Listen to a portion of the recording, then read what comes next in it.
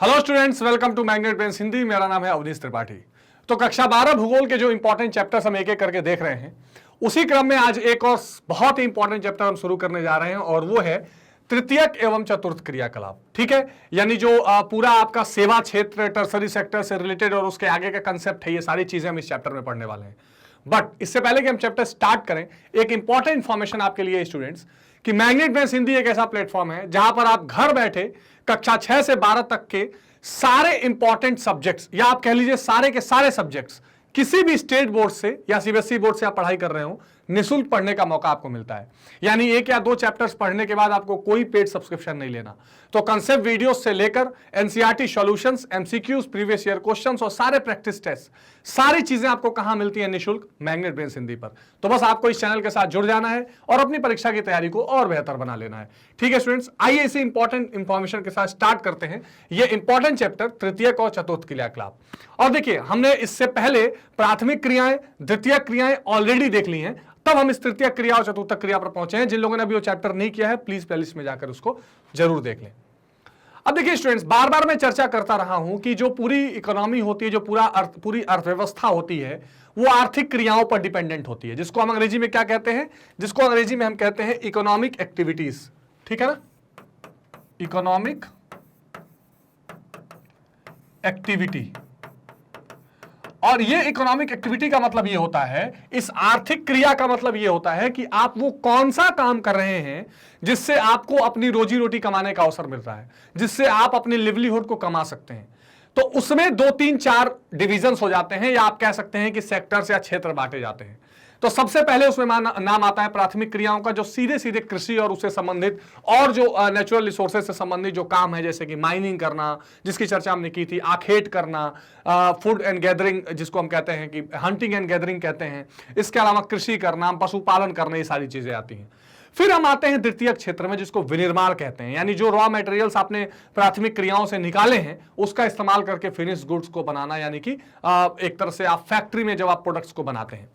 इसके बाद इन दोनों क्षेत्रों को हेल्प करने के लिए, या इन दोनों क्षेत्रों को सुगमता से चलाए रखने के लिए जिस क्षेत्र की जरूरत पड़ती है, उसको हम तृतीयक क्रियाकलाप कहते हैं, यानी टर्सरी सेक्टर कहते हैं। ये एक ऐसा सेक्टर है जो अपने आप में कोई सेक्टर की जरूरत, मतलब इसका अवधारणा नहीं है, क्योंकि प्राथमिक और द्वितीयक क्रियाएं हैं, तो इनके सपोर्ट में जो सर्विसेज, जो सेवाएं चाहिए, उसके लिए ये तृतीयक क्रियाएं आई हैं।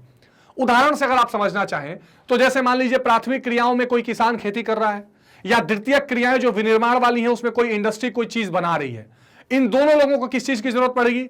बैंक की जरूरत पड़ेगी, अपने माल को ढोने के लिए ट्रांसपोर्टेशन की जरूरत पड़ेगी, कहीं जाना आना है, टूरिज्म की जरूरत पड़ेगी, है ना, अकाउंटेंट की जरूरत पड़ेगी, इनके जो बच्चे होंगे उनको शिक्षा चाहिए, शिक्षक की जरूरत पड़ेगी, कोई बीमार पड़ गया, डॉक्टर की जरूरत पड़ेगी। तो वो 2 सेक्टर्स ऑलरेडी अपना काम कर रहे हैं, पर उनको सर्विस, उनको सेवा देने के लिए, उनको और उनके काम को आसान बनाने के लिए जो क्षेत्र निकल कर बाहर आया, उसको हमने तृतीयक क्रियाकलाप कहा। ये सिंपल भाषा में आप समझ सकते हैं। तो पहले मामला प्राथमिक, द्वितीयक और तृतीयक तक ही रहा, लेकिन धीरे धीरे फिर चतुर्थक और तो 5वीं, पंचम क्रिया तक भी आता रहा है। इसकी भी चर्चा हम डिटेल में करेंगे। तो अब अगर आप इसका पहला लाइन पढ़े, इंपॉर्टेंट जो हमने ऐड किया है कि उत्पादन में परोक्ष रूप से, परोक्ष का मतलब क्या होता है? एक होता है प्रत्यक्ष यानी डायरेक्ट, परोक्ष यानी इनडायरेक्ट। जो भी उत्पादन हो रहा है, चाहे प्राइमरी सेक्टर में हो या सेकेंडरी सेक्टर में, इसमें जो इनडायरेक्ट तरीके से हेल्प की जरूरत पड़ती है, वो जो सेक्टर होता है वो तृतीयक क्रियाकलाप होता है। जैसे मैंने आपको अभी एग्जांपल दिया कि अगर किसान खेती कर रहा है तो उसके माल को या उसके फसल को गांव से बाजार ले जाना है, तो परिवहन चाहिए। तो खेती में जनरली लोग इस बात का ध्यान नहीं रखेंगे कि किसान अपना अनाज लेकर कहीं जा भी रहा है, लेकिन इनडायरेक्टली उस परिवहन का, उस ट्रांसपोर्टेशन का बहुत इंपॉर्टेंट रोल है। तो उत्पादन में परोक्ष रूप से सहायता करने वाली सेवाओं को तृतीयक व्यवसाय की श्रेणी में रखा जाता है। इसके अंतर्गत उन व्यक्तियों या संस्थाओं की सेवाओं को सम्मिलित किया जाता है जिनका संबंध सीधे वस्तु के उत्पादन कार्य से नहीं होता है। बहुत इंपॉर्टेंट बात है। कोई चीज अगर प्रोडक्शन की जा रही है तो उस प्रोडक्शन में सीधे सीधे वो इन्वॉल्व नहीं होंगे। आप बात को समझिए। जैसे मान लीजिए कोई फैक्ट्री है, उस फैक्ट्री में जो एचआर मैनेजर होगा, उस फैक्ट्री में जो अकाउंटेंट होगा, वो डायरेक्ट उस फैक्ट्री में कोई प्रोडक्शन नहीं कर रहा होगा। मतलब जाकर वो मान लीजिए फॉर एग्जांपल अगर बिस्किट की फैक्ट्री है तो वो आटा मिलाकर और बिस्किट नहीं बना रहा होगा, लेकिन वो ऐसा काम कर रहा है जो उस इंडस्ट्रीज के लिए बहुत जरूरी है। उसका अकाउंट मेंटेन करना, है ना, उसको अकाउंटेंसी की सर्विस दे रहा है मान लीजिए, या उसको ट्रांसपोर्टेशन की जरूरत है, टेलीकम्युनिकेशन यानी टेलीफोन की जरूरत है। ये सारी चीजें क्या है, परोक्ष प्रत्यक्ष रूप से उत्पादन को हेल्प करती हैं।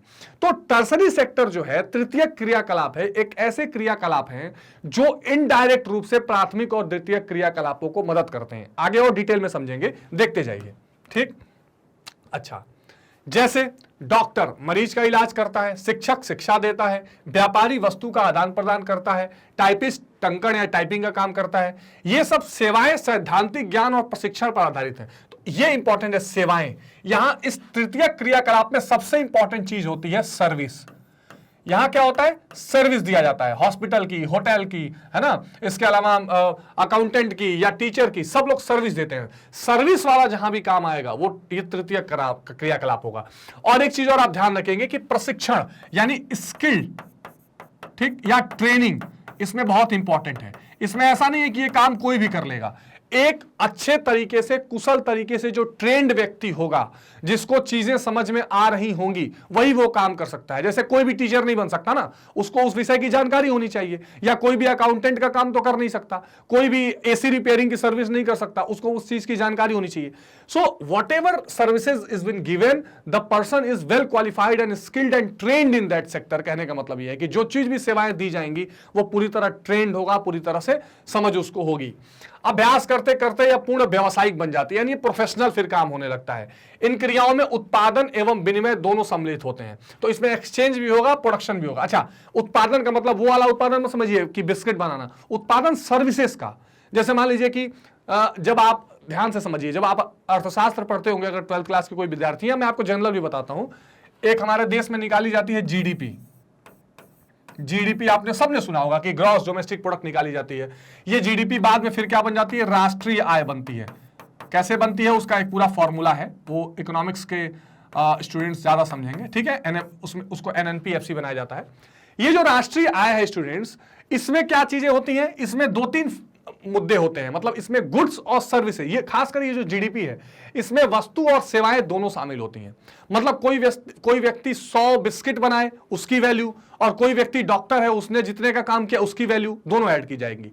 तो ये जो सर्विस होती है, इसमें उत्पादन भी होता है, सर्विस का उत्पादन, कि आपने कितने रुपए की सर्विस दी है। अगर आप डॉक्टर है तो कितने रुपए का काम कर रहे हैं। और एक्सचेंज यानी कि सर्विस का आदान प्रदान भी होता है, कि ठीक है आपने टीचर का काम किया, आपने डॉक्टर का काम किया, ये तृतीय क्रियाकलाप में शामिल होते हैं। ठीक, और क्लियर होगा आगे। यहां उत्पादन का अर्थ है सेवाओं की उपलब्धता, जैसा मैंने आपको बताया, यानी सर्विसेज अवेलेबल हैं, है ना। जैसे अगर हमने 5 डॉक्टर बनाए तो 5 डॉक्टर की सर्विस देने वाले लोग का प्रोडक्शन हुआ ना, जिसे हम पारिश्रमिक या वेतन के रूप में मापते हैं। तो मान लीजिए अगर 5 टीचर हैं, लेट सपोज, अब कैसे कंपेयर करते हैं? मान लीजिए ये प्राइमरी सेक्टर है, प्राथमिक क्रिया, ये सेकेंडरी सेक्टर द्वितीयक क्रिया, और ये टर्सरी सेक्टर तृतीयक क्रिया। ठीक, प्राथमिक, द्वितीयक, तृतीयक। अब मान लीजिए कि 100 क्विंटल गेहूं, ठीक, 100 क्विंटल गेहूं कहां बन गया? प्राथमिक क्रिया यानी कि खेती से बन गया। ठीक, 100 पैकेट बिस्किट, ठीक, 100 पैकेट बिस्किट बन गया। ध्यान से समझिएगा, बहुत इंपॉर्टेंट है। और 5 डॉक्टर और 3 टीचर, इन्होंने अपनी सर्विसेज दी। तो जब जीडीपी निकाली जाती है तो ये 100 कुंटल गेहूं नहीं देखा जाता। 100 कुंटल गेहूं की जो कीमत होगी, तो मान लीजिए लेट सपोज 1 लाख रुपए। ठीक, 100 पैकेट बिस्किट की कीमत मान लीजिए 2000 रुपए। ठीक, और 5 डॉक्टर और 3 टीचर्स की सैलरी कितनी हो जाएगी? सब मिला के मान लीजिए 5 लाख रुपए। ठीक, तो अब जब जीडीपी देखी जाती है तो 1 लाख, 2000, 5 लाख, ये 6 लाख 2000 रुपए टोटल जीडीपी होती है। यानी प्राइमरी सेक्टर में जो गेहूं, चावल, धान या पशुपालन का उत्पादन होगा उसकी वैल्यू पैसे में, सेकेंडरी सेक्टर में जो बिस्किट बनेगा उसकी वैल्यू पैसे में, या कार जो भी मैन्युफैक्चरिंग होगी, और टर्सरी सेक्टर में ये सेवाओं का जो पारिश्रमिक है, यानी जो सैलरी होती है या उनका जो रिम्यूनरेशन होता है अंग्रेजी में जिसको कहते हैं, इसको मापा जाता है कि डॉक्टर मरीज का इलाज करता है तो फीस लेता है, टीचर अगर पढ़ाता है तो वो कितनी फीस ले रहा है। ये सारी चीजें सर्विसेज का उत्पादन कहलाती हैं। ठीक, शिक्षक जब पढ़ाता है तो महीने में वेतन लेता है। बिजली का काम करने वाला मिस्त्री, नल का काम करने वाला मिस्त्री, धोबी, नाई, दुकानदार, डॉक्टर, वकील, प्रकाशक, ये सब लोग क्या हैं? ये सब लोग समाज को अपनी सर्विसेज देते हैं, है ना, ये कोई फैक्ट्री नहीं चला रहे होते हैं या कोई प्राथमिक क्रिया करके खेती नहीं कर पा रहे हो, they all are giving the services according to their skill and training. तो उनकी जो भी ट्रेनिंग और दक्षता है, जो स्किल है, उसके अनुसार वो क्या कर रहे हैं, अपनी अपनी सेवाएं दे रहे हैं, और उन सेवाओं के बदले में वो क्या लेते हैं, या तो पारिश्रमिक लेते हैं या सैलरी लेते हैं, है ना। पारिश्रमिक का मतलब क्या हो जाता है, सीधे सीधे उनको जो मजदूरी आप कह लीजिए। तो ये सारे चीजें क्या है, सेवा क्षेत्र या सर्विस सेक्टर का पार्ट है। अच्छा, आगे देखते हैं। अब अगर हम जरा सा इसको टेबल वाइज समझने की कोशिश करें कि ये जो तृतीय क्रियाकलाप है इसमें क्या क्या चीजें आ सकती हैं, तो एक आता है व्यापार एवं वाणिज्य, जिसको क्या कहते हैं, ट्रेड एंड कॉमर्स। ट्रेड, ये मैं साथ साथ में इसलिए लिखता हूं कि आपको अंग्रेजी शब्द समझ आए और कुछ देर ठहर के आप चीजों को पढ़ सकें। ट्रेड एंड कॉमर्स, परिवहन, इसमें हम क्या देखते हैं, ट्रांसपोर्टेशन। ठीक, अब देखते चलिए कि क्या क्या चीजें सर्विस सेक्टर या तृतीय क्रिया में आती हैं। शिक्षा, यानी इसमें क्या आप देख सकते हैं, एजुकेशन। ठीक, संचार यानी कि टेली कम्युनिकेशन या केवल कम्युनिकेशन भी आप कह सकते हैं। ठीक, सेवाएं, सेवाएं मतलब सर्विसेज। आप कहेंगे सर ये सारी चीजें भी तो सर्विसेज यहां हैं, लेकिन एक विशेष सेवाओं का मतलब होता है कि जब आप कोई नौकरी कर रहे हैं, खास करके जो नौकरी करने वाले लोग होते हैं, सैलरीड एम्प्लॉयड, उनको सेवाओं में कहते हैं, बाकी लोग भी अपनी सेवा देते हैं। पर्यटन यानी टूरिज्म, इसके अलावा भी कुछ चीजें हैं जैसे हॉस्पिटैलिटी, हालांकि वो टूरिज्म में ही आ जाता है, लेकिन ये खास करके ये आपको 6 ऐसी चीजें हैं जो तृतीय क्रियाकलाप के आएंगे। कोई व्यक्ति अगर व्यापार यानी कोई ट्रेड कर रहा है, व्यापारी है, वो कोई दुकान चला रहा है, बिजनेसमैन है, या कॉमर्स हो रहा है, मतलब कि इंटरनेशनल ट्रेड या इंटर स्टेट ट्रेड, ये सारी चीजें हो रही हैं, वो सब किसका भाग होती हैं, तृतीय क्रियाकलाप का भाग होती हैं। ध्यान रखिए, किसी फैक्ट्री में जो प्रोडक्शन हो रहा है वो हो जाएगा सेकेंडरी एक्टिविटी, लेकिन उसको जब बेचा खरीदा जाएगा वो हो जाएगा व्यापार और वाणिज्य तृतीय क्रियाकलाप।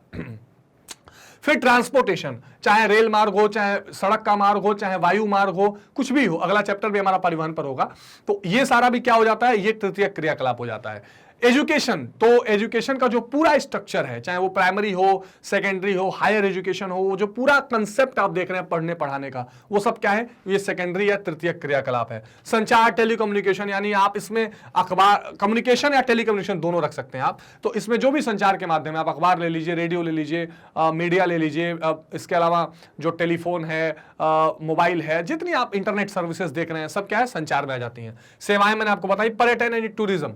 अब आप देखिए कि दुनिया के बहुत सारे ऐसे देश हैं जिनके पास प्राथमिक और द्वितीय क्रियाकलाप करने का स्कोप ही नहीं है। सबसे अच्छा एग्जांपल आप मालदीव को देख लीजिए। मालदीव में ना अच्छी खेती हो सकती है, पानी नहीं है, और समस्याएं हैं, जमीन। दूसरा, उनके पास फैक्ट्री लगाने की भी कोई ज्यादा, क्योंकि पानी है नहीं, ज्यादा जमीन है नहीं, और इस तरह की व्यवस्थाएं नहीं है, रॉ मटेरियल्स नहीं है, तो फैक्ट्री भी नहीं लगाएंगे।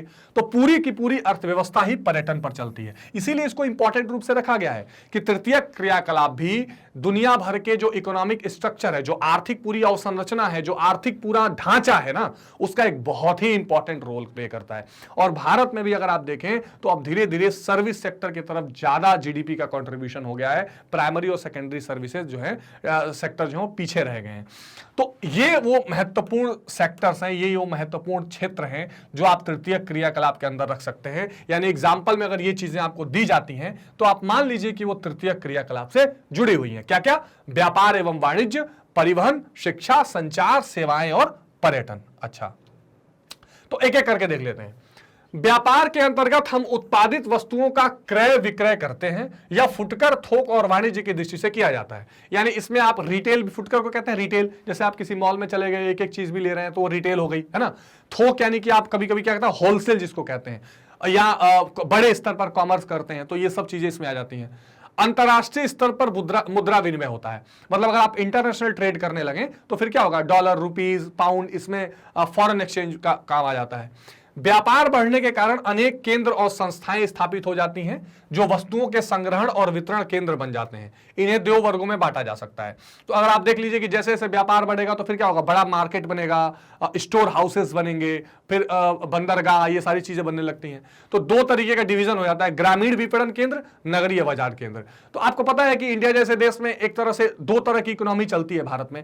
एक तो रूरल इकोनॉमी, ग्रामीण की अर्थव्यवस्था अलग चलती है, और वहां का बाजार का जो स्ट्रक्चर है, है वो बहुत अलग है और एक नगरों का स्ट्रक्चर अलग है। हालांकि ग्लोबलाइजेशन और तकनीक, साइंस एंड टेक्नोलॉजी जैसे जैसे बढ़ रही है ये दूरी कम हो रही है। अब गांव का व्यक्ति भी क्या कर रहा है, ऑनलाइन ऑर्डर करके शहर की चीजें मंगा सकता है, या अब गांव और नगरों की दूरी बहुत कम हो गई है तो नगरों की चीजें भी गांव में आसानी से उपलब्ध हो जाती हैं।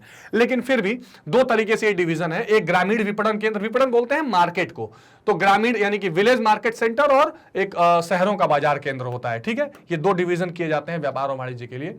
अगर ग्रामीण विपणन केंद्र को देखें तो ग्रामीण विपणन केंद्र अपने समीपवर्ती क्षेत्र में सामान बेचते हैं, इन्हें अर्धनगरीय केंद्र कहते हैं। अब होता क्या है, मान लीजिए गांव में कोई छोटी छोटी चीजें बनाई गई या कोई चीज उगाई गई, उसको गांव के ही पास एक बाजार, कभी कभी आपने सुना होगा कि वीकली मार्केट लगता है, मंगलवार बाजार, सोमवार बाजार, वहां पर इसको बेचा जाता है, या थोड़े समय के लिए समीपवर्ती क्षेत्रों को अपनी सेवाएं देते हैं। ये स्थानीय संग्रहण और वितरण केंद्र होते हैं। इन केंद्रों पर स्थानीय लोगों की मांग वाली वस्तुएं और सेवाएं उपलब्ध होती हैं। यानी एक मार्केट केंद्र बना दिया जाता है, यहाँ पर जो लोगों की जरूरत होगी वहां पर लोग आकर बेचते हैं और वहां पर सेवाएं देते हैं। तो ये जो पूरा काम है, वो जो बाजार लगाना, बेचना, ये सारा जो काम है, ये तृतीय क्रियाकलाप का उदाहरण है। ठीक, अब ग्रामीण क्षेत्रों में आवधिक बाजार, जिन ग्रामीण क्षेत्रों में नियमित बाजार नहीं होते हैं वहां पर आवधिक बाजार लगाए जाते हैं, साप्ताहिक और सप्ताह में 2 बार। तो कभी कभी होता है कि किसी किसी गांव में परमानेंट मार्केट नहीं होता, तो हफ्ते में 2 बार, हफ्ते में 1 बार ऐसा बाजार लगाया जाता है। तो बहुत सिंपल कंसेप्ट है, आपको समझ में आ रहा होगा। अब आते हैं नगरीय बाजार केंद्र पे। तो इन बाजार, अब देखिए आप ये सब एग्जांपल दे सकते हैं, इन प्रकार के बाजार नगरों को अपनी सेवाएं प्रदान करते हैं। यहाँ अनेक विशिष्ट वस्तुएं और सेवाएं उपलब्ध होती हैं, इसलिए इन्हें विशिष्टीकृत बाजार भी कहा जाता है। बहुत ही ज्यादा क्या होता है, ये कह सकते हैं कि बहुत स्पेसिफिक तरह का मार्केट होता है। कहीं आपको मॉल दिख जाएगा, कहीं आपको ऐसा दिखेगा कि जहां एक तरह का ही शोरूम रहेगा, यहाँ केवल इलेक्ट्रॉनिक चीजें मिलेंगी, यहाँ केवल जो है घरेलू यूज की चीजें मिलेंगी। ठीक है, तो जैसे कपड़ा बाजार, सराफा बाजार, एक ऐसा बाजार होगा जहां केवल सोने चांदी की चीजें मिलेंगी। गांव में ऐसा नहीं है, गांव में कोई एक चीज का मार्केट नहीं होगा, सब कुछ एक जगह मिल जाएगा। लेकिन शहरों में क्या होता है, स्पेसिफिक मार्केट होता है, कहीं कपड़ों का, कहीं ज्वेलरीज का, कहीं जूते का, कहीं आप देखेंगे कि आईटी से संबंधित या कंप्यूटर या टेक्नोलॉजी से संबंधित केवल वस्तुएं मिलेंगी। स्कूल, कॉलेज, व्यावसायिक सेवाएं, वकील, डॉक्टर, पशु चिकित्सक, ये सारे लोग यहाँ पर मौजूद रहते हैं, ये सारी चीजें यहाँ पर मिलती हैं। एक होता है फिर इसमें फुटकर बाजार। फुटकर बाजार को अंग्रेजी में कहते हैं रिटेल मार्केट। रिटेल मार्केट, यह केंद्र उपभोक्ताओं हेतु वस्तु के प्रत्यक्ष विक्रय केंद्र है, यानी सीधे जाकर आप खरीद सकते हैं। यहां पर ऐसा कुछ नहीं है कि होलसेल में है फिर वहां से खुलेगा तो कहीं मिलेगा, नहीं, कोई भी जाके खरीद सकता है, जो आपके आसपास की दुकानें होती हैं। ये मुख्यतः नियत प्रतिष्ठान और भंडारों में संपन्न होते हैं, जैसे फेरी वाला, रेहड़ी वाला, दरवाजे पर आवाज लगाकर बेचने वाला, या आपके अगल बगल की जो छोटी छोटी दुकानें होती हैं, ये सब फुटकर बाजार की चीजें होती हैं, जहां आप छोटी छोटी चीजें खरीद सकते हैं। थोक बाजार में क्या होता है, यहां पर इसको अंग्रेजी में कहते हैं होलसेल ट्रेड। थोक व्यापार को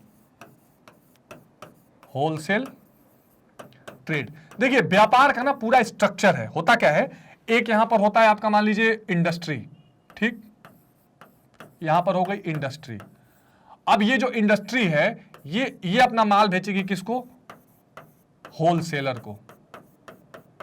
ठीक, होलसेलर के पास फिर क्या जाएंगे, कई सारे रिटेलर जाएंगे। ठीक है ना, यहां पर क्या होगा, कई सारे रिटेलर, रिटेलर मतलब फुटकर, रिटेलर, रिटेलर 2, रिटेलर 3, रिटेलर 4, और फिर ये अलग अलग जो कस्टमर होंगे वो जाके इनसे सामान खरीदते हैं। ये पूरा कंसेप्ट होता है। ये होलसेलर जो होंगे या जो एजेंसी जिनके पास होती है वो जिले में एक हो सकते हैं, या कई बार स्टेट लेवल पर एक होते हैं, फिर उनको दूसरे होलसेलर्स के पास जाना पड़ता है। तो इस प्रकार के व्यापार का गठन दलाल या पूर्ति घरों द्वारा किया जाता है, मतलब वो इंडस्ट्री से माल खरीद लेंगे और वही दूसरे को बेचेंगे, है ना, एजेंट होते हैं। इसमें कुछ बड़े भंडार विनिर्माताओं से सीधे वस्तुओं की खरीद करते हैं और फुटकर विक्रेताओं को बेच देते हैं। जो विनिर्माता यानी इंडस्ट्री वाले हैं उनसे डायरेक्ट भी कुछ लोग खरीदते हैं और फिर फुटकर वालों को बेचते हैं, फिर वो आगे बेचते हैं। यानी कुल मिलाकर एक पूरा चेन बना हुआ है, ठीक है, जिसको ट्रेड चेन भी कहते हैं। तो एक आपने फुटकर व्यापार देख लिया, एक आपने थोक व्यापार देख लिया। अब ये व्यापार वाला कंसेप्ट चल रहा है। फुटकर व्यापार में बड़े पैमाने पर पहले नवाचार लाने वाले उपभोक्ता सहकारी समुदाय थे। नवाचार यानी इनोवेशंस, नए तरीके से फुटकर व्यापार को बढ़ाना, ये सहकारी समुदाय थे जो कि मिलजुल के काम करते थे। अब देखिए इसमें एक दो चीज और है। विभागीय भंडार, यह वस्तुओं की खरीद और भंडारों के विभिन्न अनुभागों में बिक्री के सर्वेक्षण का उत्तरदायित्व करते हैं। तो जो विभागीय भंडार होते हैं वो देखते हैं कि भाई बिक्री कितनी हो रही है, सारी चीजों का ध्यान रखते हैं। श्रृंखला भंडार, यह कम मूल्य पर व्यापारिक माल खरीदते हैं और स्वयं भी वस्तु का निर्माण करा सकते हैं। ये कुशल विशेषज्ञ भी नियुक्त कर सकते हैं। ये अनेक भंडारों को लागू करने की योग्यता रखते हैं। तो ये जो व्यापार है इसके दो इंपॉर्टेंट पार्ट है, कई बार पूछ देता है इसलिए मैंने इसको इंक्लूड कर लिया है। ठीक, तो ये था व्यापार और वाणिज्य से संबंधित। ठीक है, तो जो आप तृतीय क्रियाकलाप के महत्वपूर्ण पॉइंट्स देख रहे हैं उसमें एक आपको पहला पॉइंट देखने के लिए मिला, व्यापार और वाणिज्य। अब दूसरा है परिवहन। तो परिवहन को क्या कहते हैं? परिवहन को कहते हैं ट्रांसपोर्टेशन। ठीक है, क्या मतलब है इसका? इसका मतलब एक जगह से दूसरी जगह आने जाने वाले जो साधन हैं, चाहे वो वायु मार्ग हो, रेल मार्ग हो, सड़क मार्ग हो या जल मार्ग हो, ये जो ट्रांसपोर्टेशन का पूरा क्रियाकलाप है, जो पूरी कहानी इनकी है, वो तृतीय क्रियाकलाप से जुड़ी हुई है। परिवहन यांत्रिक साधनों और संगठनों का योग है। परिवहन द्वारा व्यक्ति एवं समाचार परिवहन एक स्थान से दूसरे स्थान तक पहुंचाए जाते हैं। परिवहन सुविधाओं के अभाव में व्यावसायिक और औद्योगिक विकास असंभव है। बिल्कुल ठीक बात कहा जा रहा है। तो जो औद्योगिक विकास है, द्वितीय क्रियाकलाप में बोल रहा था ना, जो भी आप तृतीय क्रियाकलाप में चीजें देखेंगे, ये कहीं ना कहीं प्राथमिक और द्वितीय क्रियाकलाप को सपोर्ट करने वाली चीजें रहती हैं, है ना। जैसे मान लीजिए द्वितीय क्रियाकलाप में विनिर्माण या उद्योग है, तो वो उद्योग तब तक फल फूल नहीं सकते जब तक कि परिवहन का ठीक से डेवलपमेंट ना हो। इसीलिए लिखा गया है कि परिवहन सुविधाओं के अभाव में व्यावसायिक और औद्योगिक विकास नहीं हो सकता। व्यापार भी परिवहन सुविधाओं के बिना अपूर्ण है। उत्पादन और उपभोक्ता को जोड़ने में परिवहन तंत्र का महत्वपूर्ण योगदान है। बहुत अच्छा लाइन लिखा हुआ है। ठीक, क्या? एक होते हैं भैया प्रोड्यूसर यानी उत्पादक, ठीक, और एक होते हैं कौन? ग्राहक यानी कि कस्टमर। अब अगर इसके बीच में परिवहन को हटा दिया जाए, जैसे मान लीजिए कि किसी स्थान पर हिमाचल प्रदेश के पहाड़ियों के आसपास फार्मास्यूटिकल या दवाइयों की फैक्ट्री है और मरीज बैठा है मुंबई में, तो अगर उन दवाइयों को आप मुंबई तक ट्रांसपोर्ट करके नहीं लाएंगे तो क्या वो उसको चीजें मिल सकती हैं? नहीं मिल सकती ना। इसीलिए इसको एक सप्लाई चेन मैनेजमेंट, एक बड़ा विस्तृत, ये पूरा अपने आप में एक सब्जेक्ट है, पढ़ने वाली चीज है। सप्लाई चेन जो बनाने का काम करता है ना, वो ये परिवहन करता है कि कैसे पूर्ति को चेन के तरीके से पूरा एक जगह से दूसरी जगह ले जाया जाए। उसमें परिवहन का भी बहुत इंपॉर्टेंट रोल है। तो परिवहन एक इंपॉर्टेंट तृतीय क्रियाकलाप है। और ये मुख्यतः आपको किस भाग में दिखाई देगा? थल, जल और वायु। तीन तरीके के आपको परिवहन दिखाई देंगे। थल यानी कि ये जो जमीन से जुड़ा परिवहन है, जिसमें आप रोड ट्रांसपोर्टेशन, बस, गाड़ी, जितनी भी चीजें देखते हैं। जल परिवहन में आप जितने पानी के जहाज देख रहे हैं, सारी चीजें आ जाती हैं। और वायु परिवहन में आप एयरवेज देखते हैं। पूरी दुनिया भर में जो मैक्सिमम ट्रेड होता है स्टूडेंट्स, वो जल परिवहन के द्वारा होता है। पूरी दुनिया भर में जो बड़े बड़े पानी के जहाज हैं, वो बड़े बड़े चीजों को एक जगह से दूसरे जगह तक ले जाते हैं। मर्चेंट नेवी का आपने नाम सुना होगा, वो इसमें इंपॉर्टेंट रोल प्ले करती है। और दुनिया भर के जो कोस्टल एरियाज हैं, वहां आपको दुनिया भर के बड़े बड़े बंदरगाह देखने को मिलेंगे। आगे जब मैं परिवहन वाला चैप्टर आपसे डिस्कस करूंगा तो मैं डिटेल में जरूर बताऊंगा कि दुनिया के कौन कौन से महत्वपूर्ण बंदरगाह या सी पोर्ट्स हैं जो बड़ा इंपॉर्टेंट रोल प्ले कर रहे हैं। ठीक है, जैसे भारत में मुंबई है, विशाखापट्टनम है, इस तरह के महत्वपूर्ण जो कंसेप्ट है। तो जल परिवहन एक इंपॉर्टेंट परिवहन का पार्ट है। वायु परिवहन नो डाउट आप जानते ही हैं कि दुनिया में कहीं भी आपको जाना है तो आप हवाई जहाज से जाएंगे। कार्गो प्लेन्स भी होते हैं जिससे सामान का भी आदान प्रदान होता है। और थल परिवहन तो आपके डेली बेसिस का परिवहन, आप घर से स्कूल भी जाएंगे तो आपको थल परिवहन की जरूरत पड़ेगी। तो ये परिवहन के तीन इंपॉर्टेंट आप कह सकते हैं कि प्रकार हैं या तीन इंपॉर्टेंट साधन है। अब थल परिवहन में अगर देख लें तो इसके अंतर्गत सड़क मार्ग और रेल मार्ग दोनों आ जाता है। तो रेल को भी हम थल में शामिल कर लेते हैं। जल परिवहन में नदियां, नहरें, झीलें, अगर मैंने आपको पहले भी चर्चा की कुछ क्लासेस में, जैसे भारत में अभी वाटरवेज का डेवलपमेंट किया जा रहा है। जैसे एक हमारे यहाँ भारत में एक पहला किया गया है नेशनल वाटरवे 1। ठीक, कहां से कहां तक किया गया है? ये किया गया है प्रयागराज जो कहां है? उत्तर प्रदेश में। प्रयागराज से हल्दिया। तो अब ये क्यों किया जा रहा है? वो इसलिए किया जा रहा है कि हम जो है जल परिवहन के माध्यम से, इसको कहते हैं इनलैंड ट्रांसपोर्टेशन भी कहते हैं। तो हम ये सोच रहे हैं कि पूरे अलग अलग शहरों को एक साथ जोड़ें जिससे हमारा ट्रांसपोर्टेशन का खर्चा कम आए। तो गंगा नदी पर नेशनल वाटरवेज बनाया जा रहा है। इस तरह के बहुत सारे वाटरवेज बनाने के प्रोजेक्ट ऑलरेडी लाइन में हैं। दुनिया के जो बड़े बड़े देश हैं, आप देखिए कि जर्मनी में रूर का क्षेत्र देख लीजिए, इटली को देख लीजिए, यहां पर ये शहरों में वाटरवेज के हिसाब से और नदियों झीलों के माध्यम से बहुत सारा ट्रांसपोर्टेशन होता है। जो हमने जब औद्योगिकरण वाला चैप्टर पढ़ रहे थे हम, द्वितीय क्रियाकलाप, तो उसमें हमने देखा था कि अमेरिका के जो बड़ी झीलों की जगह हैं, जैसे मिशिगन, एरी, है ना, सुपीरियर, इन झीलों पर परिवहन का कितना बड़ा स्रोत बना हुआ है। तो जल परिवहन और पूरी दुनिया में सागर के माध्यम और महासागर के माध्यम से तो हम परिवहन करते ही हैं। सुएज कैनाल का नाम आपने सुना होगा, कितना इंपॉर्टेंट रोल प्ले किया इसने। वायु परिवहन में वायुयान चलाए जाते हैं। तो ये परिवहन के इंपॉर्टेंट सोर्सेस हैं जो आपको ध्यान रखने हैं। अब ये इंपॉर्टेंट लाइन है कि परिवहन को क्या क्या चीजें प्रभावित करती हैं, किस किस माध्यम से परिवहन ज्यादा रहेगा या कम रहेगा। तो परिवहन जनसंख्या के आकार के अनुसार होते हैं। यदि जनसंख्या अधिक है तो परिवहन की मांग भी अधिक होगी। अब आप देखिए कि पूरी दुनिया में, अब भारत में जितने लोग ट्रेन में सफर करते हैं रोज, उतनी ऑस्ट्रेलिया की जनसंख्या है। तो आप समझ सकते हैं कि जितनी ज्यादा जनसंख्या होगी परिवहन की डिमांड बढ़ेगी। इसलिए भारत में कई सारे 18 से अधिक जोन बना दिए गए हैं रेलवे के, है ना। और उसके अलावा रेलगाड़ी दुनिया भर की कितने रोज आप देखिए नेशनल हाईवेज बनाए जा रहे हैं, सड़कें बनाई जा रही हैं। क्यों बनाए जा रहे हैं? क्योंकि पॉपुलेशन का प्रेशर है और लोग परिवहन के लिए ज्यादा मांग कर रहे हैं। नगर, कस्बे और औद्योगिक केंद्रों और बाजार की सुविधा, जाहिर सी बात है अगर ज्यादा शहर रहेंगे, बाजार रहेंगे, उद्योग रहेगा तो परिवहन से जोड़ने के लिए ज्यादा परिवहन करना पड़ेगा। समय की दूरी और लागत, अब जैसे आपने नाम सुना होगा अटल टनल, है ना, नासेरी ब्रिज, कई तरह के इस तरह के नए नए सुरंग भारत में बनाए जा रहे हैं जो क्या कर रहा है, ज्यादा दूरी से जो ज्यादा समय लग रहा था दूरी को तय करने में या दो शहरों को जोड़ने में, उस दूरी को कम कर रहा है। तो अगर कहीं समय की दूरी बहुत ज्यादा लग रही है, मतलब कि अगर कहीं से कहीं जाने में बहुत समय लग रहा है, बहुत लागत लग रही है, तो उसको कम करने के लिए भी परिवहन की सुविधाएं बहुत जरूरी हैं, है ना, ताकि लागत कम लगे परिवहन की और आने जाने में समय कम लगे। तो ये वो फैक्टर्स हैं जो डिसाइड करते हैं कि परिवहन को यहां होना चाहिए। तो क्या क्या हमने देख लिया? एक हमने देख लिया व्यापार और वाणिज्य, दूसरा हमने परिवहन, तीसरा हम देखते हैं शिक्षा, जिसको कहते हैं education, which is most important. ठीक है, ये सबसे इंपॉर्टेंट पार्ट है, क्योंकि भारत या पूरी दुनिया का कोई भी दुनिया का देश हो, उसका भविष्य किससे तय होगा? एजुकेशन से।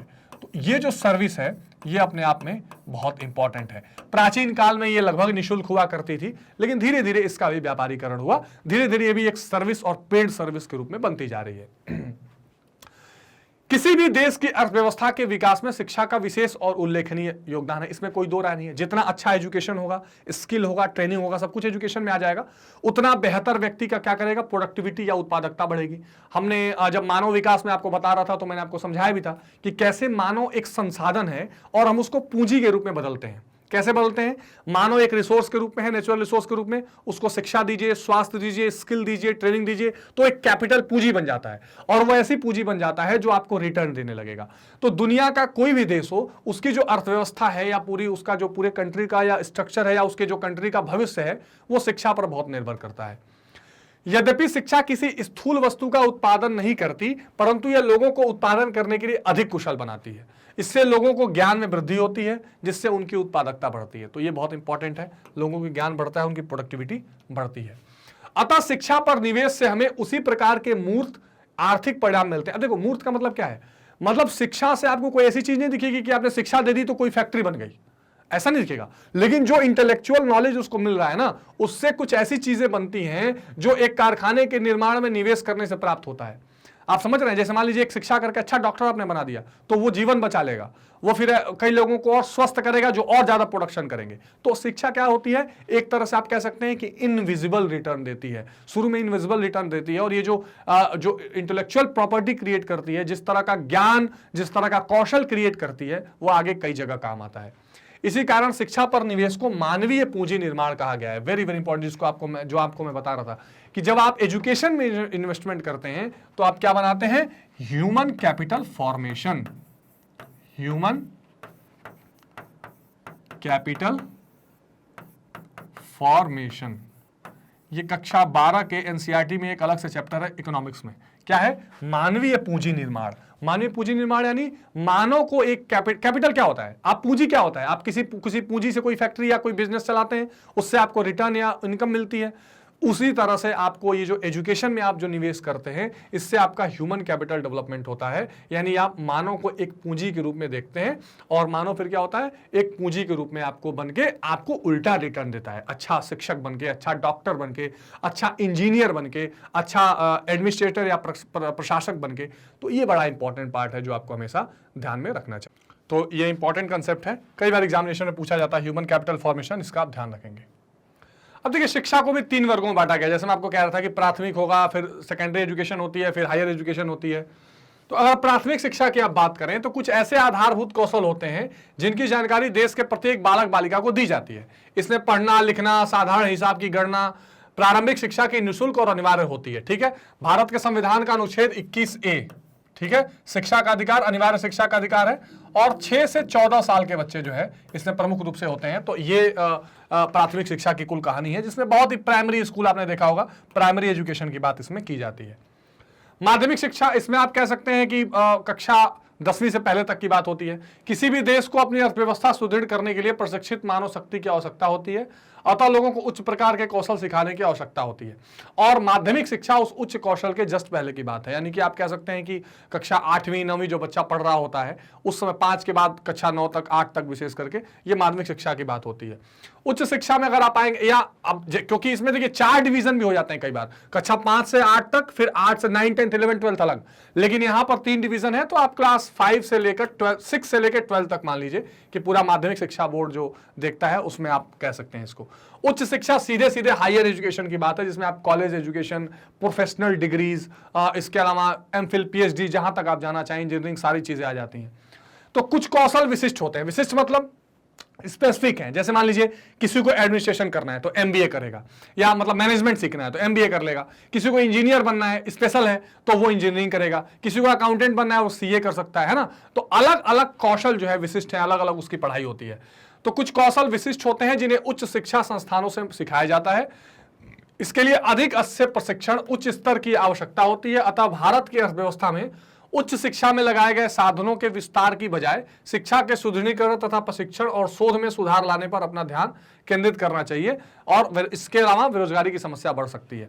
तो अगर आप शिक्षा को 3 भागों में देखें तृतीय क्रियाकलाप में, तो प्राथमिक शिक्षा वो है जहां साधारण जोड़ घटाना और प्राथमिक शिक्षा दी जाती है।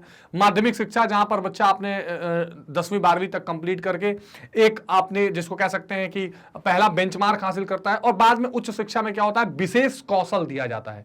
वो जिस क्षेत्र में पढ़ाई करना चाहता है वहां उसको भेजा जाता है, और उसके बाद वो उस क्षेत्र का क्या करता है, मास्टर बनकर निकलता है। चाहे वो एमबीबीएस करना चाहे, डॉक्टरी करना चाहे, इंजीनियरिंग करना चाहे, या मैनेजमेंट करना चाहे। और इस पर और ज्यादा फोकस देने की जरूरत है, क्योंकि इससे फिर क्या होगा, लोगों के लिए बेहतर रोजगार के अवसर निकल कर आएंगे, और लोग और बेहतर तरीके से क्या होंगे, देश की इकोनॉमी में कंट्रीब्यूट कर पाएंगे, अर्थव्यवस्था में और उत्पादन में कंट्रीब्यूट कर पाएंगे। ठीक है, इसलिए शिक्षा का जो है बहुत इंपॉर्टेंट रोल है तृतीय क्रियाकलाप में।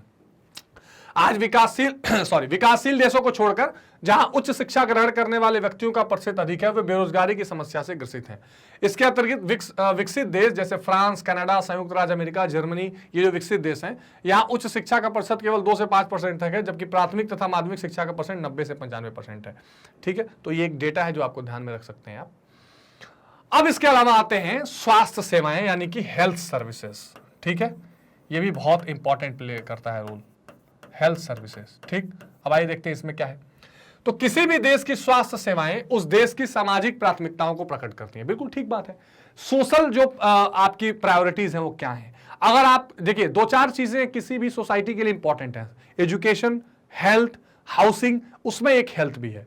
अच्छा स्वास्थ्य लोगों को अधिक कार्यकुशल बनाएगा। जो ह्यूमन कैपिटल फॉर्मेशन की बात मैं कर रहा था, मानव पूंजी निर्माण, उसमें यह हेल्थ भी इंपॉर्टेंट रोल प्ले करता है, क्योंकि ये लोगों की प्रोडक्शन उत्पादकता को बढ़ाता है।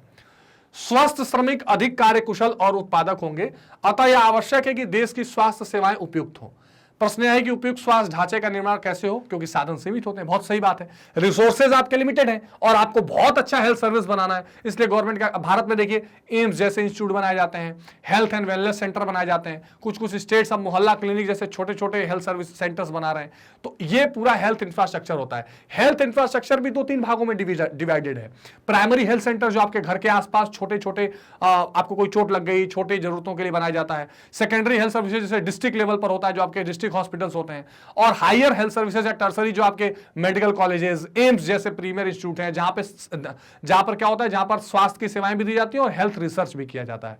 तो स्वास्थ्य में भी 2-3 डिवीजन है जो और पूरा क्रियाकलाप तृतीय क्रियाकलाप में होता है। ठीक, तो तय करना पड़ता है कि हमें किस प्रकार की स्वास्थ्य सेवाएं उपलब्ध करानी है। इसके लिए 2 उपाय हैं। एक तो बीमारियों की रोकथाम की जाए और उपचारात्मक किया जाए, और अस्पताल पर आधारित सुविधाओं का विकास किया जाए। यानी इसमें 2 तरह की चीजें होती हैं। एक होता है कि क्यूरेटिव, एक होता है प्रिवेंटिव। 2 तरीके के स्वास्थ्य सेवाएं होती है। देखिए अगर हेल्थ में, यहां पे लिखा है हिंदी में आपको, इसलिए मैं अंग्रेजी में एक शब्द से बता दे रहा हूं।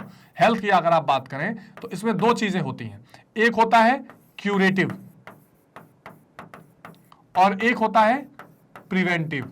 मतलब एक होता है ये जो उपचार की बात की जा रही है, इसमें उपचार की बात की जाएगी। मान लीजिए आपको कोई बीमारी हो गई तो उसको कैसे ठीक किया जाए, उसके लिए आपकी दवाई की जाएगी, उपचार किया जाएगा, आपका ट्रीटमेंट किया जाएगा। प्रिवेंटिव यानी इसको कैसे रोक लिया जाए। जैसे अभी कोविड चल रहा है, कोरोना वायरस का प्रकोप आया, तो उसको रोकने के लिए पहले ही वैक्सीनेशन दिया जा रहा है, टीका दिया जा रहा है कि आपको बीमारी ना हो। तो क्यूरेटिव और प्रिवेंटिव दोनों तरीके की इसमें चीजें चलती हैं जो बड़ा इंपॉर्टेंट हेल्थ सर्विसेज में काम आती हैं। आज एशिया महाद्वीप के अनेक देश, चाहे वे विकासशील हो या तृतीयक विश्व के हों, इनमें स्वास्थ्य सेवाएं उपयुक्त नहीं है। ये एक मैटर है चिंता का, सही बात है। हेल्थ इंडिकेटर्स की बात करें तो दुनिया के बहुत सारे देश हैं, भारत में भी ऐसे बहुत क्षेत्र हैं जहां पे हेल्थ सर्विसेज अभी ठीक नहीं है। अफ्रीका महाद्वीप के तृतीय विश्व के देशों, तृतीय विश्व थर्ड वर्ल्ड यानी बहुत नीचे के देश, इसमें स्वास्थ्य सेवाओं की कमी है। इसके विपरीत यूरोप और अमेरिका के देशों में स्वास्थ्य सेवाओं की अच्छी सुविधा है। अमेरिका में प्रत्येक व्यक्ति का स्वास्थ्य संबंधित सेवाओं के लिए बीमा यानी इंश्योरेंस होता है। तो ये दुनिया के बहुत सारे ऐसे विकसित या कि डेवलप्ड देश हैं जो हेल्थ इंश्योरेंस लेकर चलते हैं। भारत में भी आयुष्मान भारत योजना, अगर आपने नाम सुना हो, बहुत इंपॉर्टेंट इसका नाम आता है आयुष्मान, ठीक है। ये क्वेश्चन आपके एग्जामिनेशन में पूछ सकता है क्योंकि आजकल करंट अफेयर बेस्ड क्वेश्चन बनने लगे हैं। आयुष्मान भारत योजना, इसमें क्या होता है, इसमें 5 लाख तक का इलाज फ्री है। तो एक तरह का हेल्थ इंश्योरेंस ही मान के चलिए आप इसको। तो दुनिया के और बहुत सारे देश हैं, जैसे आपने अमेरिका में ओबामा केयर सुना होगा, है ना, इस तरह की सुविधाएं चलती रहती हैं। नेक्स्ट आता है संचार यानी कि कम्युनिकेशन, ठीक, संचार यानी कम्युनिकेशन। अब इसका क्या मतलब हुआ? संचार वह माध्यम या युक्ति है जिसके माध्यम से संदेश, सूचनाएं, जानकारियां क्या की जाती हैं, एक जगह से दूसरे जगह पर भेजी जाती हैं। ये बड़ा इंपॉर्टेंट पार्ट है। अब देखो, जाहिर सी बात है, जब ये संचार के बहुत साधन नहीं थे तो पहले कबूतरों का प्रयोग किया जाता था और ऐसी सी चीजें जो कि टेक्नोलॉजी से परे वाली चीजों का इस्तेमाल किया जाता था। लेकिन फिर धीरे धीरे क्या हुआ, मानव जनसंचार जो है वो अलग अलग तरीकों का उपयोग कर रहा है और आज इंटरनेट जो सबसे इंपॉर्टेंट रोल प्ले कर रहा है कम्युनिकेशन में पूरी दुनिया भर में। और एक तरह से कह सकते हैं आपका आजकल का जो फेवरेट एक नाम आप सुनते होंगे, WWW, वर्ल्ड वाइड वेब, इसने सच में क्या किया है, पूरी दुनिया को एक कह सकते हैं कि एक चक्र में एक ग्लोबल विलेज बनाने का सही में काम किया है। पूरा जो ग्लोबलाइजेशन का कंसेप्ट है वो इसी संचार के काम से चल रहा है। और अब एक स्थान की जानकारी दूसरे स्थान पर तुरंत रियल टाइम इंफॉर्मेशन जो है, एक जगह बैठे बैठे आप पूरी दुनिया की जानकारी ले सकते हैं, लाइव लोकेशन देख सकते हैं। तो कम्युनिकेशन की जो सर्विस है, यानी जो ये तृतीय क्रियाकलाप के रूप में आप संचार को देखते हैं, ये तो अपने आप में बड़ी ही विस्तृत और बड़ी ही इंपॉर्टेंट है। तो ये जो हमने शिक्षा, इसके अलावा जो व्यापार, ये सारी चीजें हम सर्विसेज देख रहे हैं, इसमें जो संचार है उसका एक बहुत इंपॉर्टेंट रोल है और तृतीय क्रियाकलाप के रूप में पूरी दुनिया भर में इसका स्थान बहुत महत्वपूर्ण है। अब जनसंचार के अगर कई साधन आप देखें तो पहला, सबसे पुराने तरीके से अगर आप देखना शुरू करें, डाक, जिसको हम क्या बोलते हैं, पोस्ट, है ना, जो चिट्ठी आप देखते होंगे, डाकिया या डाक, दूरभाष या टेलीफोन, यानी ठीक है, जो आप टेलीफोन पहले के जमाने में रिसीवर उठा के टेलीफोन किया करते थे वो इसमें आ जाता है। तार की सर्विस अब तो खत्म ही हो रही है, टेलीग्राम वगैरह, टेलेक्स, फैक्स की सुविधा। आज भी देखिए कि जो सरकारी दफ्तरों में एक फैक्स नंबर होता है, कोई कागज या दस्तावेज देने होते हैं तो फैक्स से जाता है। अब तो सर्विस खत्म ही हो रही है, अब उसमें भी व्हाट्सएप का जमाना आ गया है। रेडियो, दूरदर्शन यानी टीवी, टेलीविजन, रेडियो, ये सारी चीजें क्या है, जनसंचार के मुख्य साधन है ना। और साथ साथ में अब इसमें इंटरनेट की सुविधा जुड़ जाने के कारण अब ये पूरी तरह से आप ये जो दूरभाष या टेलीफोन है, इसकी जगह किसने ले ली है, इसकी जगह आप सीधे सीधे मोबाइल ने ले ली है, ठीक है, मोबाइल या इंटरनेट, ठीक है ना। ये प्रमुख रूप से संचार के साधन बन चुके हैं और पूरी दुनिया का संचार अब इस पे क्या हो चुका है, आधारित हो चुका है, ठीक है। तो आई होप कि ये समझ में आ रहा होगा आपको। इसके बाद यानी कि जब हमने शिक्षा की बात की, हमने स्वास्थ्य की बात कर ली, हमने वाणिज्य और व्यापार की बात कर ली, अब हम बात करेंगे सेवाएं यानी सर्विसेज। जो भी पेड जॉब होती है ना, जो भी पैसा आपको मिल के लिए आप जो काम करते हैं, अपनी नौकरी करते हैं, सब सर्विसेज में आती हैं। इसके अंतर्गत वे सेवाएं आती हैं जो कुछ तो उद्योगों को दी जाती हैं और कुछ लोगों को उपलब्ध कराई जाती है। जैसे पंसारी की दुकान, नाई की दुकान, धोबी घाट, ये क्या है, ये ऐसी सेवाएं हैं जो लोगों को सीधे तौर पर दी जाती हैं। डॉक्टर, वकील, लेखाकार, ये ऐसी सुविधाएं हैं जो किसी उद्योग को भी, किसी कंपनी के लिए भी हो सकती है और प्राइवेट भी हो सकती हैं। ये सेवाएं भुगतान करने वाले लोगों के लिए उपलब्ध होती हैं, सबसे इंपॉर्टेंट है। पेमेंट के एवज में ये सर्विसेज दी जाती हैं। तो पेमेंट लेकर या भुगतान लेकर जो काम किया जाता है वो सर्विसेज का, सेवाओं का भाग हो जाता है। माली, धोबी, नाई, ये सब क्या करते हैं, फिजिकल या शारीरिक श्रम करते हैं। अध्यापक, वकील, संगीतकार, चिकित्सक, ये मानसिक श्रम करते हैं। वो लोग क्या करते हैं, अपने दिमाग का उपयोग करके और अपनी सर्विसेज देते हैं और उसके बदले में फिर उनको क्या दिया जाता है, पारिश्रमिक या सैलरी या तनख्वाह दी जाती है। कुछ सेवाएं ऐसी हैं जिनका पर्यवेक्षण एवं निष्पादन सरकार अथवा कंपनी द्वारा किया जाता है, जैसे महामार्ग और सेतुओं का निर्माण, अनुरक्षण, अग्निशमन। यानी आप कह सकते हैं कि जो सेवाएं दी जाती हैं वो प्राइवेट यानी कि व्यक्तिगत भी हो सकती हैं और सरकारी भी हो सकती हैं। जैसे सरकार आपको रोड बना के देती है, सरकार आपको हॉस्पिटल देती है, सरकार आपको कई सारे शिक्षा की भी सेवाएं देती है। तो जो अग्निशमन, आग को बचाने वाली सर्विसेज, तो जो सरकार के हाथ में होती है वो सरकार सर्विसेज देती है। और कुछ लोग जैसे मान लीजिए पानी की सुविधा, ट्रांसपोर्टेशन या परिवहन की सुविधा, स्वास्थ्य की सुविधा, है ना, इसके अलावा इंजीनियरिंग और मैनेजमेंट की सेवाएं, ये सब भी क्या होती हैं, कई बार सरकार भी देती है और कई बार प्रोफेशनल यानी प्राइवेट भी होता है।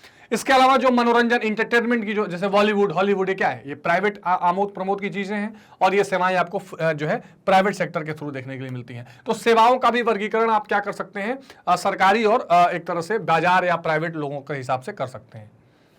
व्यक्तिगत सेवाएं दैनिक जीवन के कार्य को सुविधा बनाने के लिए की जाती हैं, जैसे मजदूरी का काम, ये सब क्या है, एकदम व्यक्तिगत या पर्सनल सर्विसेज हैं। आपने किसी मजदूर को ले आया, मजदूर दिन भर अपनी सेवा आपको देगा, आपने उसको पैसा दे दिया।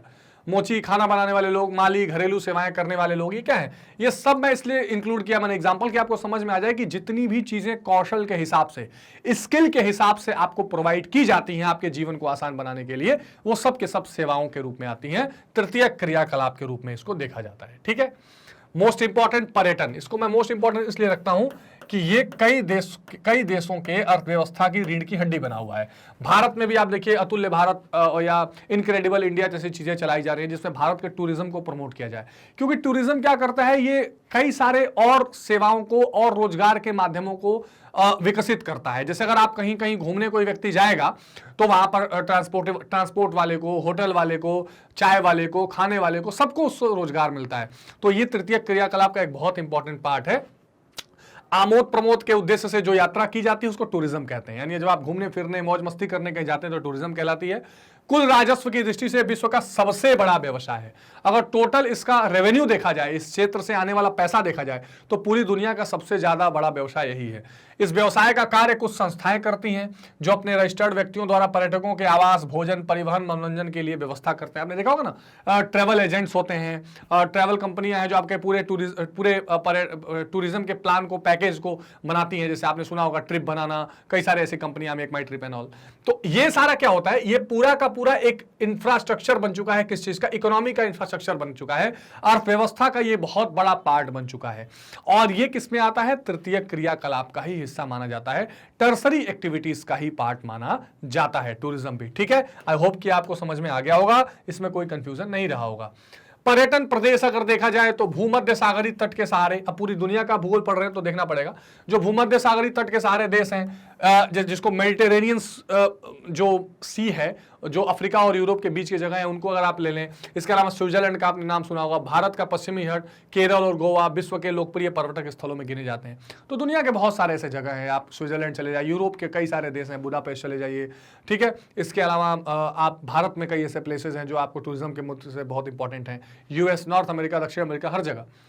शीतकाल में पर्वतीय क्षेत्र में जैसे मनाली आदि पर्वतों को आकर्षित करते हैं। राजस्थान के ऐतिहासिक नगर, मध्य प्रदेश के खजुराहो, तो ये कुछ एग्जाम्पल हैं जो आप पर्यटन के क्षेत्र से देख सकते हैं, जहां पर मिलने वाली सेवाएं भी तृतीय क्रियाकलाप के अंदर आएंगे। ठीक है, चलिए कमेंट सेक्शन में आप कम से कम 10 भारत के टूरिस्ट प्लेसेस के नाम बताइए।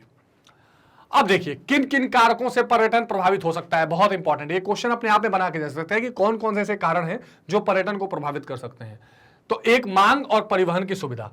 मांग यानी कि कितना उस जगह पर लोग आना चाह रहे हैं, कितना उस जगह की डिमांड है। जैसे एग्जांपल अगर आप देख लें तो अभी अयोध्या में पर्यटन की बहुत डिमांड बढ़ रही है। वहां नया मंदिर बन रहा है तो लोगों को लगता है कि बहुत जाना चाहिए, देखना चाहिए, है ना। तो वहां जैसे काशी विश्वनाथ कॉरिडोर बनारस में बना तो लोग बहुत तेजी से, देखा गया कि रस पहुंचा, भीड़ पहुंची।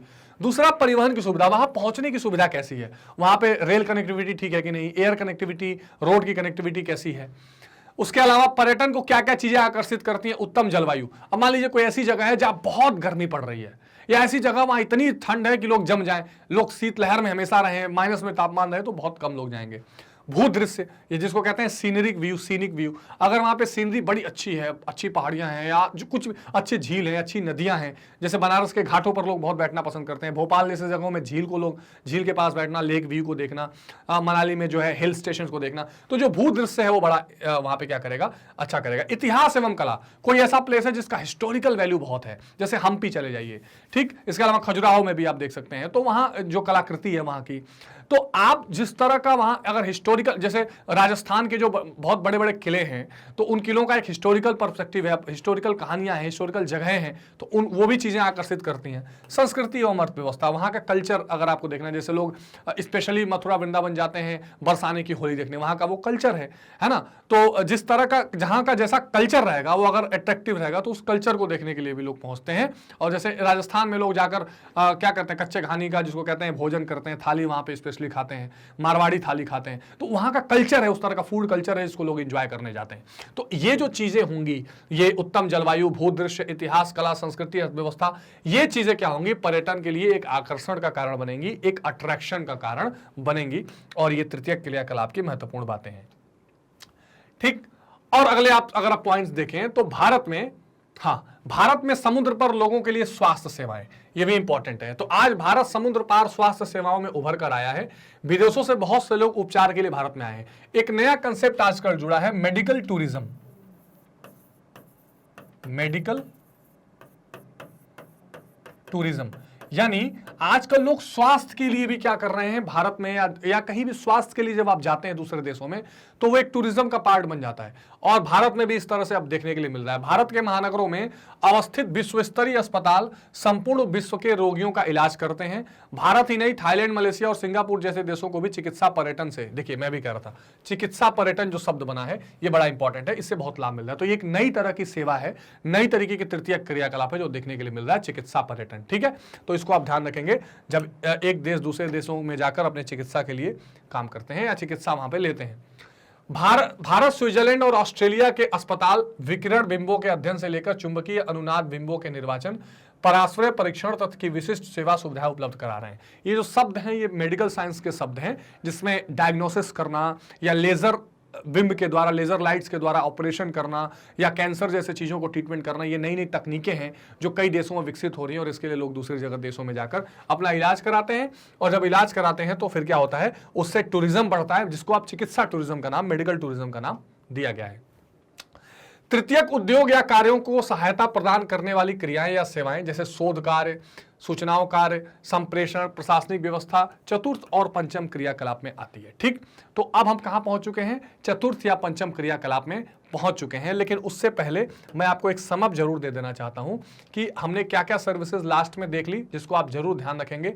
तो एक हमने देख लिया, सबसे पहले जो कंसेप्ट हमने देखा था वो देखा था क्या, देखिए सबसे पहले हमने कंसेप्ट देखा व्यापार और वाणिज्य। तृतीय क्रियाकलाप में क्या है, व्यापार एंड वाणिज्य, ट्रेड एंड कॉमर्स। ठीक, ट्रेड एंड कॉमर्स क्या है, ये तृतीय क्रियाकलाप का सबसे इंपॉर्टेंट रोल प्ले करने वाला है। दूसरा हमने क्या देखा था, दूसरा हमने देखा था परिवहन यानी कि ट्रांसपोर्टेशन, ये भी किसका पार्ट है, तृतीय क्रियाकलाप का पार्ट है। ठीक है, इसके अलावा हमने क्या देखा, शिक्षा यानी एजुकेशन, ये जो सेवा मिल रही है ये क्या है, तृतीय क्रियाकलाप का पार्ट है। इस शिक्षा के बाद स्वास्थ्य सेवाएं, हेल्थ सर्विसेज जो हैं वो भी तृतीय क्रियाकलाप का पार्ट है। इसके अलावा संचार यानी कि कम्युनिकेशन, ये भी आपके तृतीय क्रियाकलाप का पार्ट है। ठीक, और कम्युनिकेशन के बाद हमने पर्यटन या टूरिज्म की हम बात कर रहे थे, और इसी टूरिज्म से फिर हमने चिकित्सा पर्यटन की बात यानी कि मेडिकल टूरिज्म की बात भी देखी है। और ये वो महत्वपूर्ण पार्ट्स हैं, जिन महत्वपूर्ण पार्ट को हमने क्या देखा, जो आपके पूरे तृतीय क्रियाकलाप को आप कह सकते हैं कि कंपोज करती हैं या जिनसे मिलकर तृतीय क्रियाकलाप बनता है। एक बात हमेशा आप ध्यान रखिएगा, जो मैंने आपको शुरू में भी बताया था कि प्राथमिक और द्वितीय क्रियाकलापों की सहायता के लिए क्या होते हैं, तृतीय क्रियाकलाप का जन्म होता है। और इसको बार में बताया था कि जो प्राथमिक क्रियाकलाप वाले लोग हैं वो नेचुरल रिसोर्सेज का इस्तेमाल करके गेहूं धान उगा रहे हैं, पशुपालन कर रहे हैं, विनिर्माण करके द्वितीय क्रियाकलाप वाले लोग कर रहे हैं। उसके बाद जो सेवा देने का काम आता है, सर्विस देने का जो काम होता है, वो तृतीय क्रियाकलाप से जुड़ा हुआ है। अब हम बात करेंगे क्वाटरनरी एक्टिविटीज या चतुर्थ क्रियाकलाप की। तो तृतीयक उद्योग या कार्यों को सहायता प्रदान करने के लिए जो शोध कार्य होता है, जो सूचनाएं चलती हैं, जैसे मान लीजिए टर्सरी एक्टिविटीज में हमने क्या क्या देखा, जैसे मान लीजिए संचार देखा, कम्युनिकेशन देखा, हेल्थ की सर्विसेज देखी, स्वास्थ्य का, शिक्षा देखा, इसके अलावा पर्यटन देखा। अब ये ऐसे क्षेत्र हैं जिसमें रोज नए नए तरीके के रिसर्च चाहिए, नए नए तरीके की मशीनें चाहिए। जैसे मान लीजिए आजकल बीपीओज आप देख रहे हैं, या मान लीजिए कंप्यूटर की सर्विसेज हो रही हैं, या कोई ऐसी सर्विसेज हैं जहां पर लोगों को एक जगह से दूसरी जगह ले आना ले जाना, टूरिज्म के नए नए तरीके के अट्रैक्टिव चीजें बनाना, तो इसमें नई नई मशीनें, नए नए आविष्कार की रोज जरूरत है। आ रही बात समझ में? ये जो शोध कार्य है, ये जो नया नया रिसर्च है, ये सूचनाओं का एक जगह से दूसरी जगह जो आदान प्रदान है, इसके अलावा जो प्रशासनिक व्यवस्था है जिसको इस सबको मैनेज करने के लिए एक एडमिनिस्ट्रेशन का पार्ट लगा हुआ है, ये सारी चीजें किसमें आती हैं? चतुर्थक या पंचम क्रियाओं में आती है। तो विशेषकर इसमें शोध कार्य, सूचनाओं का संप्रेषण, प्रशासनिक व्यवस्था, ये सारी चीजें किसके अंदर आती हैं? पंचम और चतुर्थक क्रियाओं में आती हैं। इन समस्त क्रियाओं में संलग्न लोग सेवा सेक्टर के उस प्रभाग में कार्य करते हैं जो ज्ञानमुखी है। अब एक चीज ध्यान रखिए, ये जुड़ी हुई सेवा सेक्टर से ही है, ये तृतीय क्रियाकलाप से ही जुड़ी हुई है, लेकिन तृतीय क्रियाकलाप का जो ज्ञान वाला, जो इंटेलेक्चुअल वाला पार्ट होता है, जिसमें बहुत ज्यादा हाई थिंकिंग की जरूरत है, जिसमें बहुत ज्यादा रिसर्च की जरूरत है, वेल क्वालिफाइड लोगों की जरूरत है, वो सब चतुर्थक या पंचम क्रियाओं में लोग आ जाते हैं। ठीक है, और डिटेल में इसको समझते हैं। विकसित अर्थव्यवस्था में आधे से अधिक कर्मी ज्ञान के इस क्षेत्र में कार्यरत हैं। इस सेक्टर ने प्राथमिक और द्वितीयक रोजगार को प्रतिस्थापित कर दिया है, जैसे म्यूचुअल फंड, परामर्शदाता, सॉफ्टवेयर सेवाएं, है ना, जो highly trained, highly qualified, golden collar वाले लोग जिनको कहा जाता है, हाईली क्वालिफाइड। जैसे म्यूचुअल फंड वाले लोग कौन है? कोई भी नहीं कर सकता जो उसमें बिल्कुल शेयर मार्केट और म्यूचुअल फंड का जानकार होगा, है ना। और इसके अलावा सॉफ्टवेयर इंजीनियर है, आजकल आपने नया नया सुना होगा ब्लॉकचेन टेक्नोलॉजी, है ना। तो उसमें क्या है, एक बहुत ही अच्छी नॉलेज और क्वालिफाइड नॉलेज की जरूरत पड़ती है, जिसमें ये लोग काम आते हैं, जिसको चतुर्थक या पंचम क्रियाओं में हम रखते हैं। ठीक, अब ज्ञान आधारित क्रियाकलाप की अगर बात करें तो आज विकसित देश विकासशील देश की तुलना में अत्यंत बढ़े चढ़े हैं। उनके औद्योगिक विकास का मुख्य कारण वहां का मानव संसाधन का तकनीक विकास की दृष्टि से काफी आगे होना है। जाहिर सी बात है, जो अब देखिए दुनिया के, भारत को आप ले लीजिए, भारत में जो ह्यूमन रिसोर्स है वो क्या है? आईटी सेक्टर में, स्पेस टेक्नोलॉजी में, हम देखिए अंतरिक्ष की टेक्नोलॉजी में कितना आगे जा रहे हैं। ये क्यों हो रहा है? नए नए रिसर्च, नए नए शोध और नए नए मानव संसाधन का जो प्रोडक्टिविटी है, जो ज्ञान बढ़ाने की क्षमता है, वो ज्यादा बढ़ती जा रही है, इसलिए हम इसमें आगे जा रहे हैं। तो आज विकसित देश चतुर्थ व्यावसायिक क्रियाओं के अंतर्गत शोध शिक्षाओं द्वारा बहुत आगे निकल गए हैं। हालांकि जितना रिसर्च विकासशील देशों में हो रहा है वो काफी नहीं है। जो विकसित या डेवलप नेशन, उन्होंने बहुत पहले स्पेस टेक्नोलॉजीज, कंप्यूटर की टेक्नोलॉजी, आप देखिए सिलिकॉन वैली अमेरिका में है, भारत के इंजीनियर्स वहां जाके काम कर रहे हैं। तो जो डेवलप नेशन है उन्होंने ज्यादा से ज्यादा अपने यहाँ चतुर्थक और पंचम क्रियाएं, यानी रिसर्च, R&D जिसको कहते हैं, रिसर्च एंड डेवलपमेंट, रिसर्च करना, रिसर्च के साथ साथ नई नई टेक्नोलॉजी को अपनाना, नई नई तकनीक को ग्रहण करके विकास में लगाना, इन चीजों पर ज्यादा काम किया। यानी उन्होंने क्या किया? प्राइमरी, सेकेंडरी, टर्सरी एक्टिविटीज, प्राथमिक, द्वितीयक, तृतीयक क्रियाकलाप के बाद चतुर्थक और पंचम क्रियाओं पर बहुत भारी जोर दिया है, जिससे वहां की अर्थव्यवस्था और तेजी से उभर के सामने आई है। ठीक है, तो ये बात आपको ध्यान रखना है कि क्या ध्यान रखना है, कोई भी इकोनॉमी का कंसेप्ट जो होता है, कोई भी अर्थव्यवस्था तभी बढ़ चढ़ के सामने आती है जब उसमें प्राथमिक क्रियाओं के साथ साथ द्वितीय क्रिया डेवलप हो, द्वितीय क्रियाकलाप के साथ तृतीय क्रियाकलाप जिसमें सारी सेवाएं डेवलप हो। उन सेवाओं को और बेहतर बनाने के लिए नए नए शोध के काम, हाईली इंटेलेक्चुअल, इसमें ज्यादा से ज्यादा ज्ञान की जरूरत पड़े, ज्ञानोन्मुखी जो चीजें होती हैं वो चीजों को डेवलप करने की ज्यादा जरूरत पड़ती है, जिस पर बहुत विशेष बल देना आवश्यक है। ठीक है, भारतवर्ष में भी इस ओर विशेष प्रयास किए गए हैं। कंप्यूटर क्षेत्र में विकास इसका सबसे जागरूक कदम है। तो भारत में जो कंप्यूटर टेक्नोलॉजी है उसके डेवलपमेंट के लिए काफी काम किया जा रहा है। जो बेंगलोर में आप देख सकते हैं आईटी हब है। इसके अलावा हम बहुत ज्यादा और स्किल डेवलपमेंट पर ध्यान दे रहे हैं और आईटी सेक्टर को डेवलप करने की बात कर रहे हैं। तो भारत में इस पर बहुत प्रयास किया जा रहा है। सूचना तकनीकी वह उद्योग है जो कंप्यूटर और सहायक उपकरणों की सहायता से ज्ञान का प्रसार करता है। तो इंफॉर्मेशन टेक्नोलॉजी जिसको कहा जाता है, ये चतुर्थक क्रिया का ही पार्ट आप रख सकते हैं, इंफॉर्मेशन टेक्नोलॉजी, जिसको क्या कहते हैं? आईटी। ठीक है जी, आईटी। तो ये जो इंफॉर्मेशन टेक्नोलॉजी है ये बड़ा इंपॉर्टेंट रोल प्ले कर रही है, चतुर्थक क्रिया का पार्ट बनती है। इसके अंतर्गत कंप्यूटर और संचार तकनीकी और संबंधित सॉफ्टवेयर का भी समावेश होता है। तो एक तरह से तो कंप्यूटर इसमें रहेगा, फिर जो कम्युनिकेशन के जैसे इंटरनेट वाले जो पूरे माध्यम है वो, और हार्डवेयर, सारी दोनों तीनों चीजों मिलकर क्या होती हैं, ये इंफॉर्मेशन टेक्नोलॉजी का निर्माण करती हैं। तो आप देखिए कि बहुत ज्यादा हाईली क्वालिफाइड नॉलेज चाहिए और स्किल्ड मैन फोर्स चाहिए इसके लिए काम करने के लिए, जो काम करती है इस पूरे कंसेप्ट को बिल्डअप करती है। इसलिए इसको तृतीय क्षेत्र से हटा के चतुर्थक पंचम क्रियाओं में रखा गया है, जिसका मतलब क्या है? वेल क्वालिफाइड, वेल नॉलेज वाले लोग इसमें चाहिए और ज्यादा स्पेसिफाइड, विशिष्टीकृत ज्ञान इसके लिए चाहिए। ठीक है, कुछ समय तक सूचना तकनीकी का प्रयोग कंप्यूटर के पर्यायवाची के रूप में किया गया, परंतु सूचना प्रदान प्रणाली के कारण, जिसमें रेडियो, टीवी, टेलीकॉम, समाचार पत्र, फैक्स, निसंदेह कंप्यूटर और कंप्यूटर नेटवर्क में शामिल है। तो पहले लोगों को लगता था कि कंप्यूटर आ गया तो सारा सूचना तकनीकी से में आ गया, लेकिन नहीं, आज भी आप देखिए कि टीवी, टेलीकॉम, समाचार पत्र ये इंपॉर्टेंट रोल प्ले करते हैं। हाँ, ये जरूर है कि हमने इन सबको कंप्यूटर में इंक्लूड कर दिया है। जैसे आप घर बैठे कंप्यूटर में यूट्यूब पर सारे न्यूज चैनल देख लीजिए, पीडीएफ के माध्यम से सारे समाचार पत्र पढ़ लीजिए, लेकिन सिंक्रोनाइज आपको सबको करना पड़ेगा, साथ में सबको लेके चलना पड़ता है। इसमें संचार माध्यम और उपकरणों की सहायता से सूचना पहुंचाई जाती है और इसका प्रयोग समाज के विभिन्न वर्गों द्वारा किया जाता है। यानी आप कह सकते हैं कि एक बहुत, फिर वही बात आ जाती है कि ज्ञानोन्मुखी पूरा काम होता है जो क्वार्टरनरी एक्टिविटीज में रखा जाता है। ठीक है। सूचना तकनीकी प्रगति के कारण सूचना को भूमि, श्रम एवं पूंजी के साथ उत्पाद का चौथा साधन समझा जाने लगा है। तो ये आप ध्यान रखिएगा कि सूचना भी अब क्या है, एक उत्पादन का साधन बन चुकी है। उत्पादन के साधन क्या क्या होते हैं? लैंड, लेबर, कैपिटल मुख्य रूप से, ठीक है ना, यानी कि भूमि, श्रम और पूंजी। हालांकि एंटरप्रेन्योरशिप भी रहता है, लेकिन मान के चलिए आप भूमि, श्रम और पूंजी, इसके साथ साथ एक बहुत इंपॉर्टेंट रोल प्ले कर रही है सूचना, इंफॉर्मेशन। और इसीलिए ये सूचना का, इंफॉर्मेशन का ट्रेडिंग भी हो रहा है आजकल। इंफॉर्मेशन ट्रेडिंग हो रही है, डेटा जिसको आप कहते हैं ना, डेटा ट्रेडिंग आप देखिए आजकल चल रहा है, डेटा का खरीदना और बेचना चल रहा है। तो आजकल उत्पादन के साधन में भूमि, श्रम और पूंजी के साथ साथ डेटा भी है, सूचना भी आ गई है। एग्जाम्पल मैं आपको बताता हूं, जैसे आपने सुना होगा आजकल आपके घर में फोन आता है, हेलो बीमा ले लीजिए, हेलो आप हमारे कंपनी का सब्सक्रिप्शन ले लीजिए। कुछ लोग जो एजुकेशन को बेचते हैं, जैसे magnet brains free education platform है, वो कहते हैं हमारा सब्सक्रिप्शन ले लीजिए। ये कहां से आ रहा है? ये आपका इंफॉर्मेशन है ना, आपने कहीं अपना डेटा, फोन नंबर डाला हुआ है, उसी को लोग यूज करके अपनी कंपनी चलाते हैं। तो आजकल उत्पादन के साधन के रूप में ये सूचना भी आ चुकी है, जो बहुत महत्वपूर्ण बात है। तो इस प्रकार प्राथमिक, द्वितीयक और तृतीयक उद्योगों के त्रिकोणीय मॉडल के साथ एक चौथे क्षेत्र सूचना आधारित उद्योग का विकास हुआ है।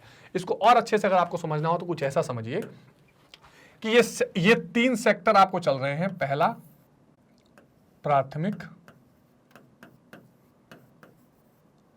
दूसरा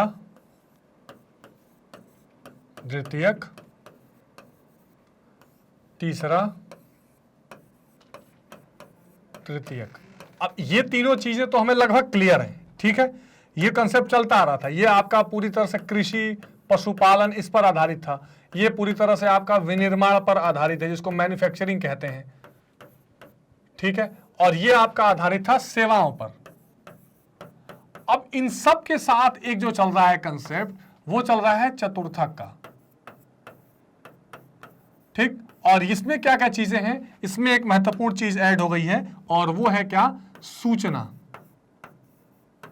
ठीक, जिसको आप इंफॉर्मेशन या डेटा भी कह सकते हैं, ठीक है। इसके साथ साथ ज्ञान, ठीक, यानी कि इंटेलेक्ट। ये सारी चीजें चतुर्थक क्रियाओं में चल रही हैं, जो एक साथ इसमें ऐड होती चली जा रही है। इंफॉर्मेशन टेक्नोलॉजी, नए नए शोध, ठीक, नए नए जो है रिसर्च, ये सारी चीजें क्या है? नवाचार, इनोवेशंस, ठीक है ना। तो ये चीजें ऐड होती चली जा रही हैं, जिसका आपको ध्यान रखना है, ठीक है। सूचना तकनीकी बहुत से उद्योग जैसे विनिर्माण, शिक्षा, मनोरंजन, प्रतिरक्षा, व्यापार, संचार, इन सब में इंटर कर चुकी है। तो ये कुल मिला के जो है सूचना तकनीक है, जिसको इंफॉर्मेशन टेक्नोलॉजी, इंफॉर्मेशन टेक्नोलॉजी, ये चतुर्थक क्रियाओं का एक इंपॉर्टेंट पार्ट है, जिसको आपको ध्यान में रखना है, ठीक है। तो ये मैंने आपको समझाने की कोशिश की कि ये चतुर्थक क्रियाकलापों की अवधारणा क्या है, इसका पूरा मतलब क्या बनता है। सूचना तकनीकी ने इंटरनेट के प्रयोग से सारे विश्व को समन्वित कर दिया है, और वर्ल्ड वाइड वेब, WWW, जिसको मैंने आपको थोड़ी देर पहले बता भी रहा था, इसके आरंभ से पश्चात दुनिया के किसी भी भाग से सूचना प्राप्त करना अब संभव हो गया है। तो आप चतुर्थक क्रियाओं को जब भी अध्ययन करें तो सूचना और डेटा इंफॉर्मेशन को हमेशा ध्यान में रखें। इंटरनेट अर्थव्यवस्था, ये पूरी एक इकोनॉमी ही बन चुकी है इंटरनेट अर्थव्यवस्था की, अब बहुत शक्तिशाली बन गई है। अमेरिका इस ओर खूब प्रगति कर गया है। इसी के माध्यम से ज्ञात अर्थव्यवस्था में उच्च स्तरीय रोजगार कायम किए जा रहे हैं, भी इंपॉर्टेंट है। तो अब दुनिया भर में आप देखिए, आपने सुना होगा BPO, ठीक, KPO, ये क्या है? Business process outsourcing, knowledge process outsourcing. आपने देखिए कि दुनिया भर के, अमेरिका के, इंग्लैंड के, यूरोप के कॉल सेंटर्स भारत में लगाए जाते हैं। ये क्या है? BPO है। उन्होंने अपने काम को यहाँ के लोगों को आउटसोर्स कर दिया। ये इंटरनेट से ही संभव है, और यहाँ के लोगों को खूब रोजगार मिल रहा है, या ऐसे दुनिया के दूसरे देशों में। तो ये सारी चीजें इंटरनेट अर्थव्यवस्था पर लागू करती हैं। आउटसोर्सिंग जो एक शब्द है ना, वो इससे काफी हद तक आगे निकल के आ रहा है। अब इसी में आगे चलेंगे तो उपग्रह, सैटेलाइट्स की बात आती है। इससे ये किस चीज से जुड़ा हुआ है? सीधे सीधे ये स्पेस टेक्नोलॉजी जो है, स्पेस टेक्नोलॉजी। अब ये जो चीजें हैं, उपग्रह, अंतरिक्ष की टेक्नोलॉजी, ये सारी चीजें चतुर्थी पंचम क्रियाओं में आती हैं। तो पूरी दुनिया में अगर आप देखें तो स्पेस टेक्नोलॉजी की होड़ मची हुई है। मतलब अमेरिका, सोवियत संघ ने इन चीजों को स्टार्ट किया। आपने यूरी गागरिन, नील आर्मस्ट्रांग का नाम सुना ही होगा। और उसके बाद पूरी दुनिया में, और भारत में फिर क्या है, भारत में इसरो का आपने नाम सुना होगा, Indian space research organisation, Hindi में इसरो कहते हैं इसे, जो भारत में क्या करता है, अंतरिक्ष या उपग्रहों से संबंधित सारे टेक्नोलॉजी को आगे लेकर बढ़ता है और बहुत ही उन्नत है। भारत को गर्व होना चाहिए, हम सबको गर्व होना चाहिए कि इसरो जैसे संस्थान भारत में है, जो पूरी दुनिया में कम लागत में, कम इन्वेस्टमेंट के बाद भी बहुत अच्छी अच्छी सफलताएं हासिल कर रही है। हम मंगल पर पहुंचे, चंद्रयान मिशन हमारा चल रहा है। इसके अलावा हमने तरह तरह के इनसेट वर्जन और कई तरह के सैटेलाइट्स, अर्थ रिवॉल्विंग सैटेलाइट्स, इसके बाद रिमोट सेंसिंग सैटेलाइट्स, ये तरह तरह के उपग्रह हैं जो चल रहे हैं। उपग्रह का मतलब क्या होता है, जो ग्रह के चारों ओर चक्कर लगाए। तो कुछ तो जो है नेचुरल उपग्रह होते हैं, सैटेलाइट्स होते हैं, जैसे पृथ्वी का जो उपग्रह है प्राकृतिक रूप से वो चंद्रमा है, पृथ्वी के सूर्य के चारों ओर पृथ्वी चक्कर लगाती है। लेकिन हमने अपने तरीके से जो है मैन मेड आर्टिफिशियल उपग्रह भी बनाने शुरू किए हैं पूरी दुनिया ने, और इसकी टेक्नोलॉजी भी उन्नत रूप से काम कर रही है। तो ये क्या है, ये भी बेसिकली संचार का एक बहुत, इंफॉर्मेशन टेक्नोलॉजी का एक इंपॉर्टेंट रोल प्ले करती है। आप देखिए जितने आप घर बैठे टीवी में कार्यक्रम देख रहे हैं, रेडियो में कार्यक्रम देख रहे हैं, कैसे संभव हो रहा है, ये सब उपग्रह से हो रहा है। इनसेट सैटेलाइट जो होते हैं, सैटेलाइट्स के माध्यम से ये होता है। आप घर बैठे लाइव टेलीकास्ट देखते हैं। तो उपग्रह संचार मानव बुद्धि का एक अनोखा चमत्कार और आविष्कार है। इसमें सौर ग्रह, पृथ्वी की परिक्रमा करने वाले उपग्रह, चंद्रमा की भांति विशेष तकनीक से मानव द्वारा निर्मित कृत्रिम उपग्रह जो है, आर्टिफिशियल सैटेलाइट्स का प्रयोग किया जाता है।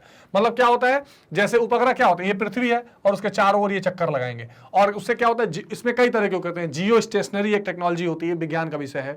एक सन सिंक्रोनस होता है, जियो सिंक्रोनस होता है। मतलब एक होता है जो एक जगह फिक्स रहेगा, स्टेशनरी रहेगा, एक होगा जो पृथ्वी के साथ घूमता रहेगा, तो एक जगह की एक बार पिक्चर देगा या इमेजेस देगा या फ्रीक्वेंसीज देता रहता है। तो तरह तरह के जो उपग्रह होते हैं, इससे क्या होता है, इससे आपको संचार का माध्यम, सूचना का माध्यम मिलता है।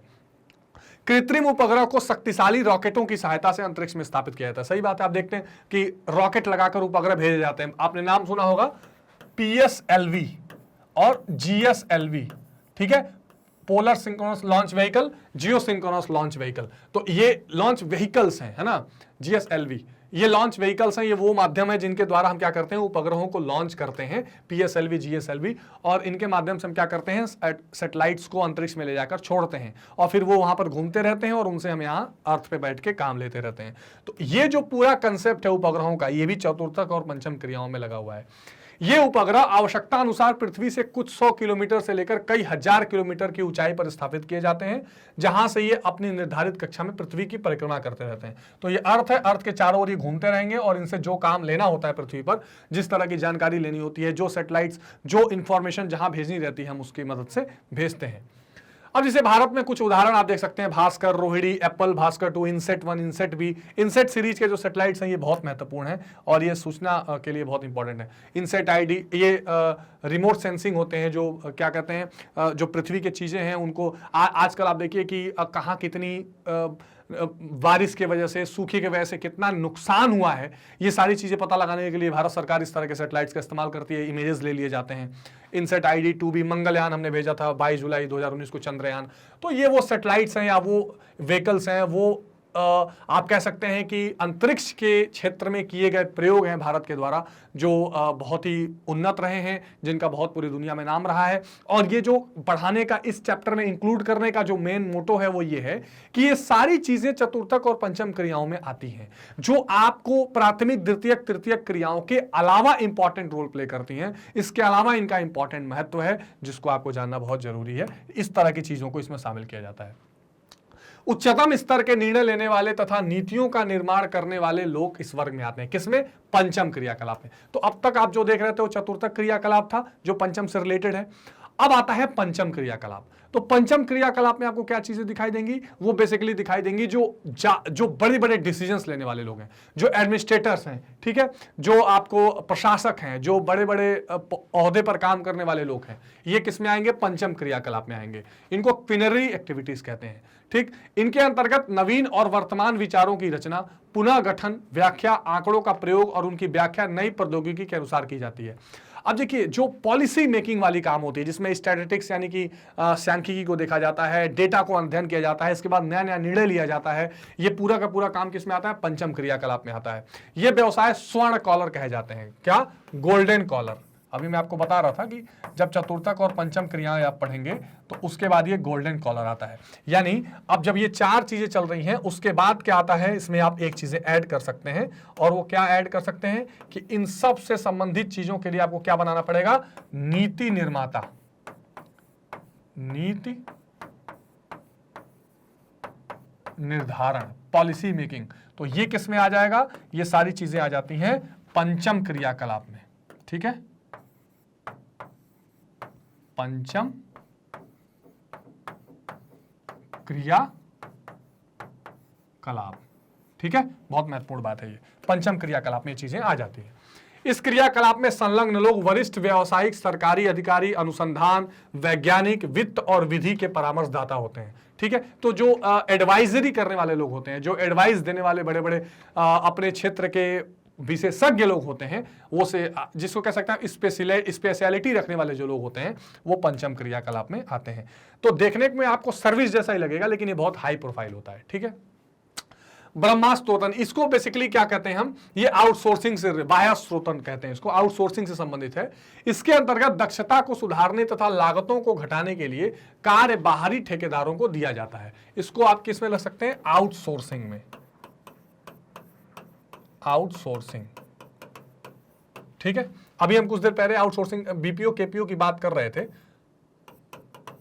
ठीक है, तो बीपीओ केपीओ की जब हम बात कर रहे थे तो उसमें मैंने आपको बताया था वो चीज यहां पर लागू हो जाएगी। ठीक है, इसके अंतर्गत दक्षता को, यानी कि दक्षता यानी किसको कहते हैं? किसी चीज की जानकारी रखने वाले लोग या किसी चीज में निपुण लोग, इसको सुधारने के लिए और लागतों को घटाने के लिए। जैसे मान लीजिए कि अमेरिका में कोई कॉल सेंटर चलाना है, अब वहां पर उस कॉल सेंटर में काम करने वाले लोगों की जो कॉस्टिंग आ रही है वो 1 लाख 2 लाख रुपए आ रही है। हो सकता है भारत में वही काम लोग यहां पर अच्छे तरीके से 25,000 में कर दें, तो वो काम यहां के लोगों के लिए ट्रांसफर कर दिया जाता है। जब यह कार्य समुद्र पार दूसरे देशों को सौंप दिया जाता है तो इसे अपतदन या ऑफशोरिंग कहते हैं। यही कारण है कि ब्रह्मास्त्रोतन के परिणाम स्वरूप भारत, चीन, पूर्वी यूरोप, फिलीपींस, अमेरिका आदि में कॉल सेंटर खुले हुए हैं। ठीक है, जिसकी मैं चर्चा कर रहा था। पंचम सेवाओं की नवीन प्रवृत्तियों में ज्ञान संक्रमण, ब्रह्मास्त्रोतन और होम शोरिंग है। तो ये सारी चीजें जो आउटसोर्सिंग है, इसके अलावा बीपीओ जो खोले जा रहे हैं, knowledge business process outsourcing, knowledge process outsourcing, ये सारी चीजें इसी बाह्य स्रोतन का उदाहरण है, यानी कि आउटसोर्सिंग का उदाहरण है। यह बाह्य स्रोतन का विकल्प है। ज्ञान प्रकरण बाह्य स्रोतन, जिसको केपीओ कहते हैं, नॉलेज प्रोसेस आउटसोर्सिंग, और व्यवसाय प्रक्रमण बाह्य स्रोतन यानी बिजनेस प्रोसेस आउटसोर्सिंग में अंतर है। इसमें अंतर यह रहता है कि एक में नॉलेज या किसी विशेष फील्ड से रिलेटेड लोगों की बात होती है, और एक में बिजनेस से रिलेटेड कॉल सेंटर से सब रहते हैं। ज्ञान प्रकरण बाह्य स्रोतन में अनुसंधान, विकास क्रियाएं, मैं बता रहा था ना स्पेसिफिक चीजें, यहां पर क्या होगा? रिसर्च होगा, डेवलपमेंट के वर्क होंगे, है ना, नए नए शोध होंगे, वैदिक संपदा, कानूनी व्यवसाय, बैंकिंग, ये सारी चीजें रहेंगी। और जो ये बीपीओ होता है ना, इसमें बिजनेस से संबंधित, कॉलिंग, सेल्स, इन सब चीजें से संबंधित होगी। तो नॉलेज प्रोसेस आउटसोर्सिंग जो है, केपीओ जो है, वो ज्यादा बड़ा स्तर का एक तरह से आउटसोर्सिंग है। इसमें ज्यादा टेक्निकल और ज्यादा पढ़े लिखे लोगों की जरूरत है, ज्यादा स्किल्ड लोगों की जरूरत पड़ती है। तो ये बाह्य स्रोतन या आउटसोर्सिंग को आप हमेशा पंचम क्रियाकलाप में रखेंगे, ये आप बात बिल्कुल ध्यान रखेंगे। ठीक है, तो कुल मिलाके इस चैप्टर से रिलेटेड ये महत्वपूर्ण बातें थी जो तृतीयक और चतुर्थक क्रियाकलाप थे। इसके साथ साथ हमने पंचम क्रियाकलापों को भी देख लिया। ठीक है, अगर आप समराइज करना चाहें तो इसको ठीक से देख सकते हैं। तृतीयक क्रियाकलाप में सेवाएं आती हैं। सेवाओं में हमने क्या क्या चर्चा किया है? सेवाओं में बेसिकली हमने स्वास्थ्य की बात की, शिक्षा की बात की, इसके अलावा व्यवसाय की बात की, पर्यटन की बात की, सारी चीजें देख ली। तृतीय और सेवाएं जो सर्विसेज दी जाती हैं किसी भी काम करने वाले लोगों के द्वारा। ठीक, इसके अलावा चतुर्थक क्रियाकलापों में हमने देखा कि जो नए नए तकनीकों का इस्तेमाल करके संचार, इंफॉर्मेशन टेक्नोलॉजी, कुल मिलाकर संचार और तकनीक की जो बात है वो चतुर्थक क्रियाकलाप में है। और पंचक क्रियाकलाप में हमने देखा कि नए नए शोध, अंतरिक्ष के सैटेलाइट्स वाला काम, है ना, और केपीओ, बीपीओ या बाह्य स्रोतन यानी आउटसोर्सिंग वाला पूरा काम इसमें निकल कर आता है, और नीति निर्माता वाला काम इसमें निकल कर आता है। ठीक है, ये सारी चीजें जो है वो तृतीयक और चतुर्थक क्रियाकलाप की देखनी जरूरी थी, जो हमने आपसे डिस्कस की। ठीक है स्टूडेंट्स, तो आई होप कि ये पूरा चैप्टर आपको ठीक से समझ में आया होगा। इसमें कहीं कोई कंफ्यूजन हो तो आप जरूर बताइएगा, किसी टॉपिक में कोई प्रॉब्लम हो तो जरूर बताइएगा कमेंट सेक्शन में। स्टूडेंट्स, एक और महत्वपूर्ण इंफॉर्मेशन यह है कि मैग्नेट ब्रेन्स की अपनी वेबसाइट भी है, magnetbrains.com। इस वेबसाइट पर आकर आप सीबीएसई हिंदी मीडियम सेलेक्ट करिए, क्लास 12 सेलेक्ट करिए और मेरे साथ आप इतिहास, राजनीति विज्ञान, भूगोल और अर्थशास्त्र, ये सारे महत्वपूर्ण चैप्टर्स पढ़ सकते हैं और बिल्कुल शेड्यूल एकदम क्रमवार तरीके से पढ़ सकते हैं। जैसे ही आप वॉच नाउ करेंगे, आपको यहां पर क्या क्या चीजें मिल जाएंगी। आपको यहां पर एनसीईआरटी का पूरा सिलेबस मिल जाएगा, हर वीडियो, हर चैप्टर का एक topic wise video, one shot revision, MCQs, है ना, question answer, previous year question answer, सारी चीजें आपको मिल जाएंगे, एमसीक्यूज मिल जाएंगे और बिल्कुल क्रम के साथ। सबसे महत्वपूर्ण बात, इन सब के लिए आपको कोई पेड सब्सक्रिप्शन नहीं लेना है। चाहे आप यूपी बोर्ड से पढ़ रहे हो, राजस्थान बोर्ड से पढ़ रहे हो, बिहार बोर्ड से पढ़ रहे हो या किसी भी देश के किसी भी स्टेट बोर्ड से पढ़ रहे हो या तो सीबीएसई बोर्ड से पढ़ रहे हो, फ्री ऑफ कॉस्ट कक्षा 6 से 12 तक की अपनी सारी अध्ययन आप कहां कर सकते हैं, बिल्कुल मैग्नेट ब्रेन्स हिंदी के साथ निःशुल्क कर सकते हैं। क्योंकि ये कक्षा 6 से 12वीं तक 100% मुफ्त शिक्षा कहां मिल रही है, मैग्नेट ब्रेन्स हिंदी पर मिल रही है। बस आपको छोटा सा काम करना है कि आपको ज्यादा से ज्यादा लाइक, शेयर और सब्सक्राइब करना है, ताकि हम आप तक इस तरह के महत्वपूर्ण वीडियोस लेकर आते रहें और आप अपनी परीक्षा को और आसान बनाते रहें। ठीक है स्टूडेंट्स, तो मिलेंगे अगली वीडियो में नए कंसेप्ट के साथ। तब तक अपना बहुत ध्यान रखिए, मन लगा के पढ़ाई करिए। Take care, bye bye.